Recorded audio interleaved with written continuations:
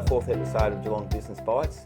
Today we're joined by Sam from the Telegraph Hotel, and this particular topic is very much dear to my heart. We've been in the retail space, we've been into the banks and that, but this purely relates to around beer and fine dining. So welcome, Sam, to our Geelong Business Bites. Thanks. Recently, Sam, I just want to bring up the fact that you were awarded at the Australian Hotels Night of Nights, the best rooftop experience. So firstly, congratulations for that. It's a great achievement. Yeah, thanks. Yeah, that was very surprising because we're up against some Melbourne hotels that had some really great venues and great rooftops. Yeah. And it took us by surprise, but we were lucky enough to win it. It was fantastic. No, that's good. It was a great night too. It was a great night actually. So obviously that's a great award and everything, but I want to talk just briefly about the fact that not everyone's born into pubs. So obviously we go through a life and all that, and we finally make our way into pubs. So just talk to me just quickly about where you've been, how you got into it, and what brought you into the pub industry. Well, I probably fell into the pub industry more so than anything else, and we were I'd just come back from Darwin for 3 years, spending some time up in Darwin for 3 years, and I was just came back in October, and I thought, let's spend the summer just taking it easy, and I did. And then I had a mate of mine call me and said, look, I've got a job down at Warren Ponds Hotel. Do you want to give me a hand?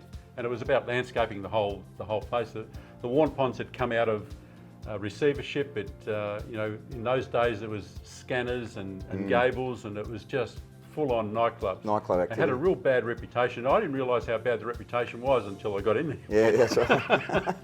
And but anyway, we did the job, and then the guy that had taken the lease on the Warren Ponds sort of said to me, look, I want to try and build this up again. Do you want to give me a hand? I said, yeah, okay. So we started, and unfortunately the guy got sick. Right. And he got that sick that he had to sell. Right.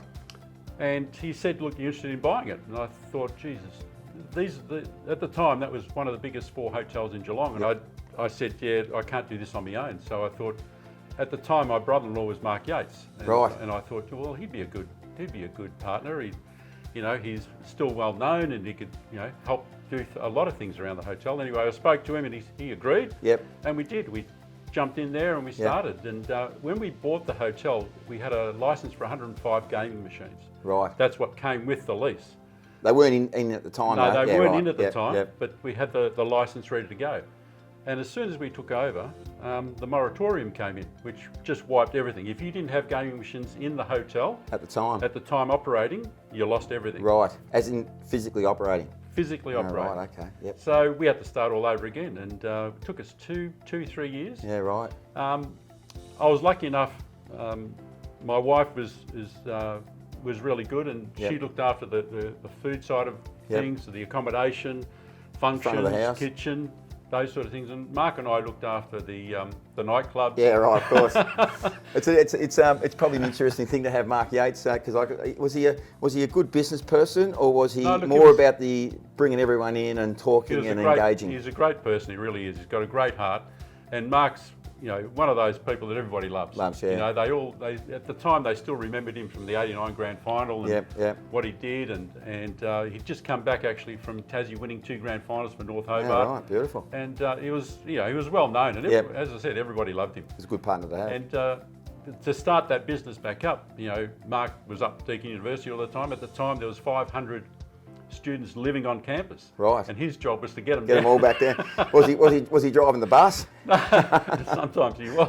That's right. But that was his role, and he did a fantastic job, because in the end we were packing them out, all the kids, and they were all great kids too. They weren't. Yeah. There was no fights. It was just a good fun good night. Atmosphere and all that type of stuff. It was fantastic. But look, the first few years was really hard. It's always hard when you start up, and especially us.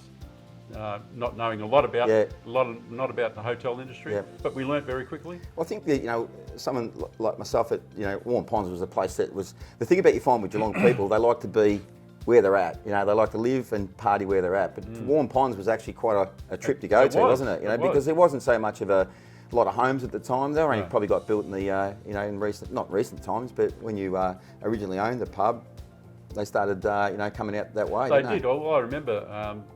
When the hotel when we took over the hotel, you'd probably see 1 or 2 street lights Yeah, around right, the place. right, yeah. And there was a big gap between Belmont and Warren Ponds. Yep. These days, it just goes all the way out, That's and exactly there's right. lights everywhere. Yeah. So it's really developed fantastically. Greatly, yeah. It's really well done. So how long did you own the pub for?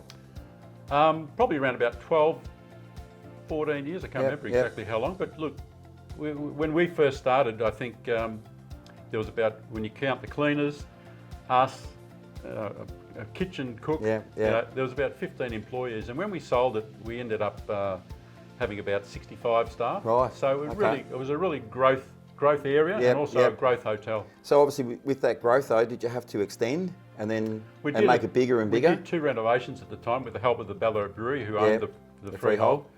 And and that's the second stage is when we put the gaming. We actually got the gaming and put it in. Yeah. Yeah. Okay. So So just to touch on the gaming side of things, is the gaming obviously was a kicker for you to go into another sort of a better hotel and. It was just another, I suppose, revenue stream. Yeah. Which was very much appreciated by the way. It's always good to have as many strings to the bow as you can correct. get. And I think we had about 7 different strings in the bow, and they were all fantastic. And the patronage was really good. Gaming has its positives and has its negatives, but all in all, it was fantastic. And that sort of, whenever you do a renovation in a hotel, whether it's here or Warren Ponds or anywhere, I generally think that you get a kick of about 30%. Oh, do you? Right. Okay. Business. Yeah. Perfect. It just goes up 30%. And, and So obviously, you concentrate on the gaming side of things. Did you sit there and think, well, let's put all our energy into the gaming and give up the food, or did you try and bring it all in together? Interestingly enough, in the early stages of gaming, we were always attached to the AHA, and some of the big venues in Melbourne. We remember at the meeting saying that, look, we're going to get rid of our food and just concentrate on gaming because that's where the money is. That's where it's going to come from. Yeah, and a lot of us said, look, food is just as important. Yeah. Having food is the engine room to the whole venue, and if they come to the restaurant, they'll come to the gaming, and the gaming will come to the restaurant, and all the rest of it. Just enjoy the whole experience. Yeah, exactly. Yeah. And 2 years later, they're putting the food back into the hotels. So Okay. I think it's a real important part of any business that you've got to make sure that every department is ticking along quite nicely. So you got to operate your own profit and loss to each department. Of course, pretty much. Yeah. Right. So you're there for how long? 12, 14 years. 14 years. All right. There was a trigger point to say, we're selling. What happened? Yeah, there was. At the time, well, look, we were lucky enough, maybe smart enough. I won't say smart enough. Maybe lucky enough to have a clause in our lease to say that we had first right of refusal. Right. If they ever decided to sell. Yep. And so came time, and Bellarine Brewery were going to sell the freehold, and they had to offer it to us. Right. And look, it was something we certainly looked at because it was a good business, and we wanted to take it on further. But Mark was going through some personal issues. Right. And I didn't really want to do it with anybody else. Yeah. Because I had a good relationship with Mark, and he was pretty easygoing and always there, and so in the end we decided to sell. Probably the wrong thing to do. At the time. Well, hindsight's a beautiful thing, mate. We can all make decisions. Probably the wrong thing to do, but you don't look back on those things. You just move forward. You've got to move forward. That's right. You've got to be positive. Yeah, correct. And so we sold, and that was the main reason for it. Yep. At that time, probably 2 years before that, we bought quite a large property on the waterfront, and. It's Aaron Lee, wasn't it? Yeah, that's right. And so we converted that to apartments. It took us about 12 months to just renovate the whole place. And we did that for a couple of years, and I thought, Jesus, this is it. Yeah. And an ex-employee of mine sort of said, why don't you buy the Telegraph? And I looked at it, and it was the arse end of Packington Street. And I thought, why would I want to do that for? And in the end, I thought, let's just buy the freehold. We'll let someone else run it, and maybe we'll do something down the track. Later on. And so we bought the freehold, and then lo and behold, the tenant wanted to sell the business. Perfect time. Well, I wasn't interested in buying that, but but in the end I thought if I don't do it now, you never will. You never will. So we took on the lease as well, And the next day we started ripping the place apart. Right. So, okay. and we haven't stopped ever Well, since. well, yeah, as we say, hindsight's a beautiful thing. That, you know, you've bought a beautiful property in what is now what we consider to be a thriving part of Geelong. Yeah. Like Geelong West is. Yeah, it is. It's a trendy spot now. So, you know, there's a lot of people that, you know, a lot of kids have moved in here. All the older sort of people have moved out. All the younger people all renovating, and they've got cash to spend. And the property prices, you know, No, the proofs of the property prices. Have a look at that and see how much it's gone up. No, it's gone through the roof. Thank the Lord, because I'm only over the road. So you've put all the energy now into the Telegraph. How long have you been here for? December will be 15 years. 15 years. Yes, and you know. Well, we better celebrate. Well, there will be a bit of a celebration Good. in December. Beautiful. Hopefully you invite your insurance broker. hopefully the restrictions will be a bit better, and we definitely. can sort of do something that and thank our customers and everybody else that's been definitely supporting us. So just to touch on that, you know, obviously, you know, you've had the journey and everything's going well, and you've renovated the property, and we just spoke earlier that, you know, you had your clientele that were here, you changed things, you know, clientele look at it and go, do we stay here because it's changed and all that type of stuff? But you've been pretty loyal to a lot of your clients or customers over the journey. Yeah, we have. And look, we try to cater for everybody. Some people, I mean, in the early days when we started the renovations downstairs, some people felt intimidated. Yes. Because it was completely different. It's all to what brand new marble bars and different everything. Yeah. And so they sort of left. Other people just wouldn't stop swearing and carrying on, so they left. Sorry about that.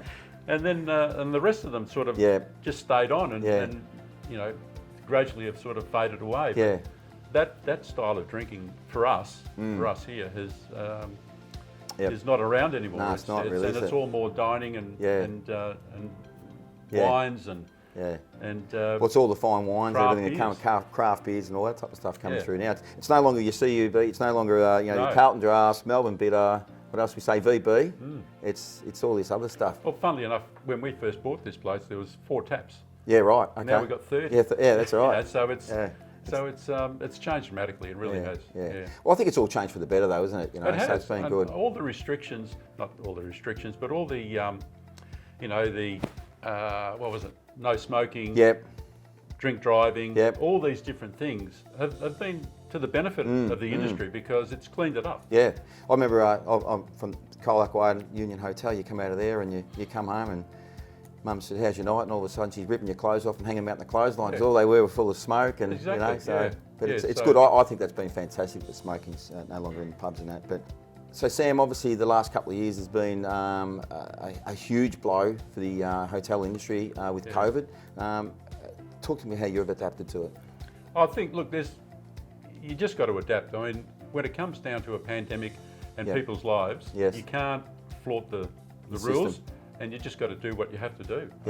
And that's all it's about. I mean, you just got to do the best you can with what you got. You know, a lot of our clients that we deal with have drive-through takeaways, so they've elected to, you know, you've got to change. You got to have an income coming in and so forth. So they've elected to do, you know, your chicken palmies and takeaways and that, which has been successful. I mean, it's allowed them to have income coming in, but you've chosen not to. You've closed pretty much for the whole period. Yeah, we have.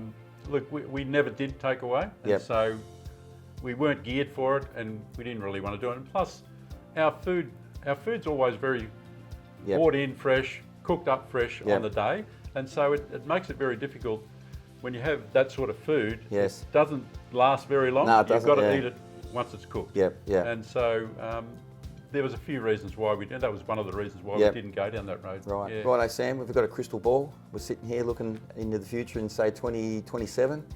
We've bounced back from COVID and the numbers are looking good and all that stuff. Where do you see the industry going to? Look, a lot of hospitality, all the hospitality people have suffered pretty badly over the last 18 months. But if we can get back to pre-COVID, those sort of numbers and people, because I think, look, a lot of people are hurting and people are social animals and they need somewhere to go and enjoy company and that's part of their makeup. If we can get back to that sort of thing, I think there's a really bright future for Geelong. I think I'm very positive about the direction of hospitality and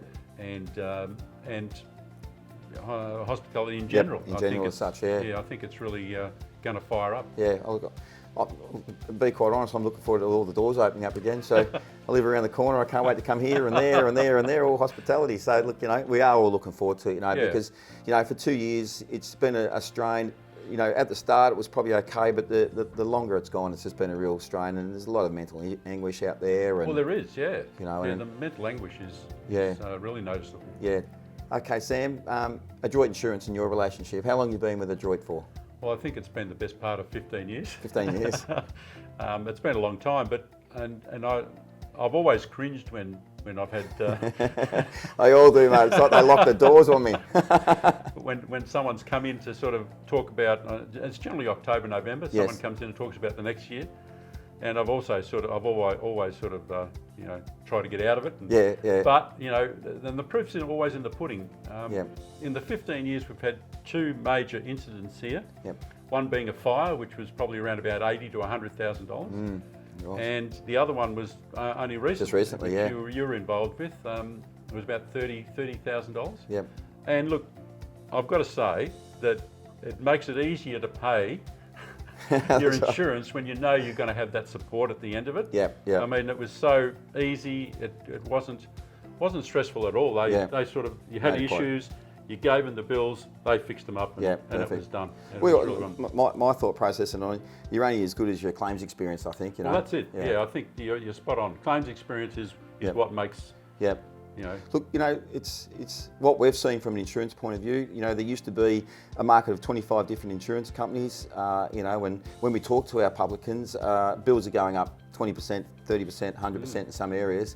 The market has just diminished. It's just come from probably 25 down to 5, and then you're going to Lloyd's of London syndicates and all that at the moment. So, and this is just as a result of past losses and claims that have been paid over the industry for many years. And now all insurance companies have a responsibility back to shareholders. So that's why a lot of them decide to get out of it. So look, it's a difficult market, and I think it will continue to be a difficult market.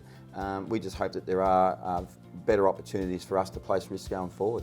Yeah. Do you know what the bill's going to be next Yeah, year? don't. It's you want to pay cash? Sam, I see you more as a business person rather than a publican. So just talk to me about what disciplines you see in terms of running a business. Yeah.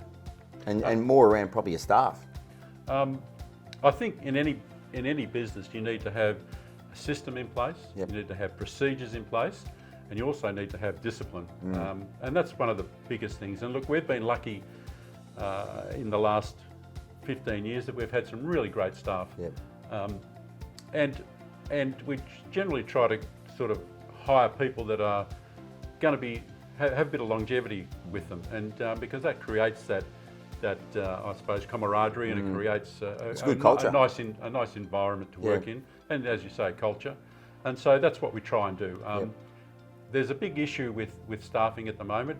Since COVID happened, I think it was Andrew McConnell. There was an article by Andrew McConnell who said Australia was something like about 50 or 60,000 short in chefs. Right. And you can see that. I mean, you put an ad in the paper, you just can't get anybody. You can't get anyone at the moment. No. Probably because most of them were transient type people from like backpackers and so forth as well. Well, that's true too. But we've been, as I said, we've been lucky. We've just had chefs here 12 years. Yes. We've had most of our front of house, not most of them, but some of them have been here 5, 6 years. So we're building that sort of base of really good staff, and it really helps the business as well. Well, it's unusual that you can keep, even with our business, to have loyal staff, because your staff are what make your business. And if they've been there for a long time, then obviously you're creating a very good environment for them to want to come to work, which is good. Yeah, you try to, but these little issues with COVID, and that just makes it that little bit harder to it does. To really sort of cement some things in. But hopefully we can move forward. And well, I know that when I sit there and they say, "Righto, Danny, you've got half an hour to go," it's I think, can I have another hour and a half, because you're just enjoying it so much, But you do. It's time limits, unfortunately, at the moment. And it's hard for your staff to go up to someone that's actually enjoying themselves and saying, "You've got to move on," because then you've got to find the next venue. But you've got to get into that. You've got to get into the next one too, which is extremely difficult. Yeah, and look, that's one thing that all venues have been in the same situation. They've all suffered dramatically, and it's been, what the governments have done have been fantastic for with JobKeeper and all the support they're given. That's kept everybody going Well, on, that's and right, it's it been has. a great thing. Yes. Yeah, I'll never knock the government again. No, you won't. You won't at the moment. No, not when they're No. spending the money in the hotel, Yeah. hopefully. So, Sam, just talk to me about, obviously, you're a member of the AHA, which is fantastic. And how have they supported you over the journey of you being a publican? Yeah, look, during the course of COVID, they've been really great. They've had not daily, but weekly forums, Yep. Zoom meetings, and just kept us up to date with the new regs and Yep. systems, and just helped us dramatically in relation Yes. to what direction we need to go and Yep. how we need to do it. You know, we've had 7 lockdowns, and even to the point where you know, you get a lockdown within 2 hours with only 2 hours notice. Yeah, that's right. And so, you know, it really puts a lot of pressure on the kitchen, and especially on a Friday. You've got a lockdown at 3 o'clock or something. yeah, and it really puts a hole in it. So, look, they've been really good with letting us know Yep. all the different changes that are happening through government, because they're talking to government all the time, and so they quickly let us know Yep. what the real legalities are of the different Yep. things and what we need to do. Right. And I must admit, they are very proactive. They are. Very proactive. They're professionally run. We're involved in a lot of industries, and I just find that the AHA, their communication is very quick, and it's 100% correct Yeah. at all times. And I think that, you know, having an association like that backing all you guys, it just gives you that comfort. it does. It gives you that backstop. Yep. When everything changes, they're onto it. Yeah, but they form great relationships too, like, They you know, do. through your CUBs and, you know, be it Adroit or whatever it is, but they engage the relationships. It's just not, you're involved with us, what can you give us? They're actually very good at basically saying, we've got this coming up, guys, you want to contribute and all that. So they're very wholesome in terms of making sure that everyone's involved, Well, which they is understand fantastic. the business, don't they? Yeah, they all, do. You know, they all come from the same background, Yeah. and that's a great thing too. Yeah, You definitely. know, they understand what your issues you have and Yep. and what you need to do. What you need to do, Yeah. that's right, yeah. So it's been great. Thank you, Sam, for today. It was very enjoyable to catch up with you and learn a little bit more about you and where you've come from. And, you know, this hotel, I'll call it itself, is one of the ones I really enjoy going to, mate. Thanks. So it's a really nice atmosphere here, and Right. you've created that over the time. So thank you for that, and we wish you all the best in the future. Thanks very much, Danny, Thank and you. thanks for coming down. No worries at all. We're going to have lunch now. Thank you, everyone, for viewing today. I hope you've enjoyed it. Please make sure that you do subscribe. We've got more episodes coming up for the Geelong Business Bites, and look forward to seeing you then.